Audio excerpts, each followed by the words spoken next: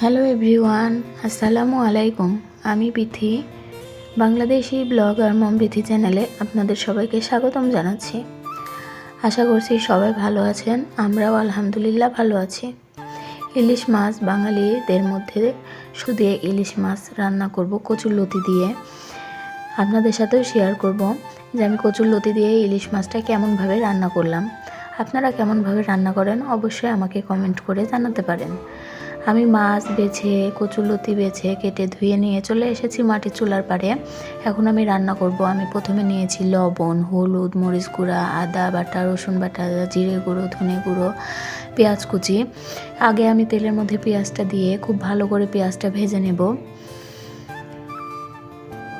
আমার ভিডিওটি যদি আপনাদের কাছে ভালো লেগে থাকে তাহলে প্লিজ আমার চ্যানেলটি সাবস্ক্রাইব করবেন, পাশে থাকা বেল নোটিফিকেশন অন করে রাখবেন, তাহলে যখনই আমি ভিডিও দেব আপনাদের কাছে নোটিফিকেশন পৌঁছে যাবে।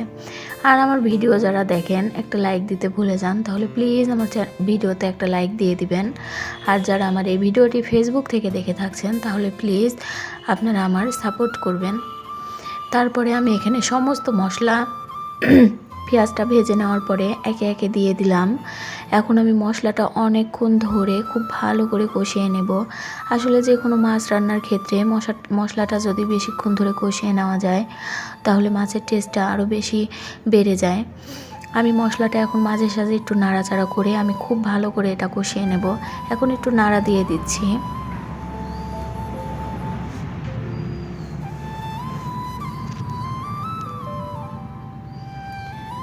আমি ঢেকে ঢেকে মশলাটা খুব ভালো করে কষিয়ে নিয়েছি। মশলা থেকে তেল ছেড়ে দিয়েছে, তবু আমি এটা আর একটু নাড়াচাড়া করে নিচ্ছি। আপনাদের এই গ্রাম্য জীবনের রান্নাবান্না দেখতে কেমন লাগে অবশ্যই কমেন্ট করে জানাবেন। প্রথমে আমি মশলার মধ্যে মাছগুলা কষিয়ে নেব, সেই জন্য মাছগুলো আমি সবগুলা দিয়ে দিলাম। মাছটা আমি এখন অল্প করে কষিয়ে নেব, তারপরে মাছটা সুন্দর করে একটু পানি দিয়ে দেব যাতে মাছটা খুব ভালো করে আমি কষিয়ে নিতে পারি।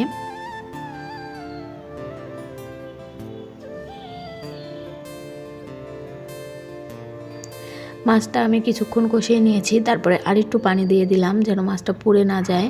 আমি মশলার সাথে মাছটা আরও কিছুক্ষণ কষিয়ে নেব। আমি যখন রান্না করছিলাম তারপরে ইফতারের টাইম হয়ে যাচ্ছিল, আমি তাড়াহুড়া করে রান্না করছিলাম। আর বিকেলবেলা দেখলাম গাছে অনেকগুলো পাখি কিচিরমিচির করছিল, তা আপনাদের সাথে একটু শেয়ার করলাম। এই তো মাছটা আমার কষানো হয়ে গেছে।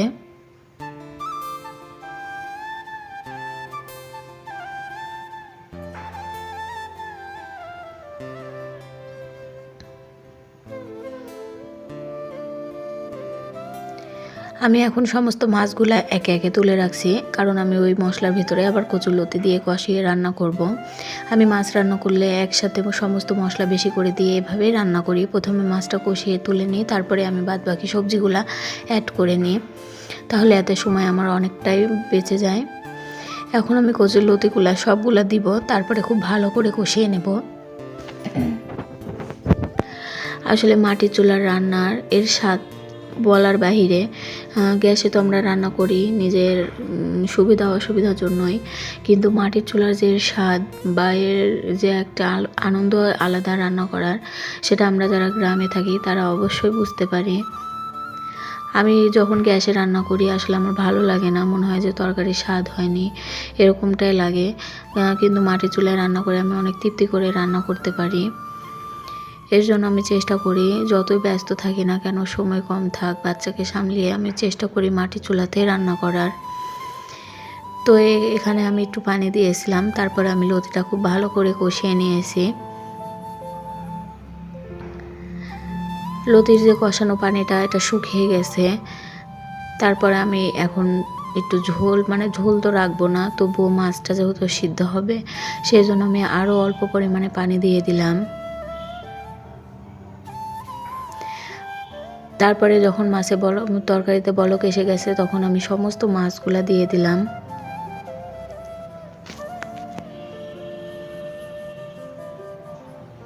এখন ঢাকনা দিয়ে ঢেকে রাখবো।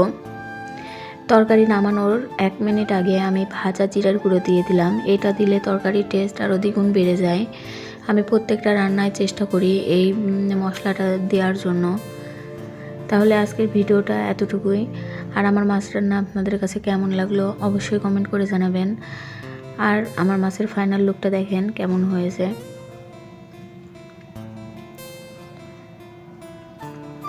আজকের ভিডিওটা এতটুকুই। দেখা হবে আবার পরবর্তী ভিডিওতে। ভালো থাকবেন, সুস্থ থাকবেন, সাবধানে থাকবেন। আল্লাহ হাফেজ। আসসালামু আলাইকুম।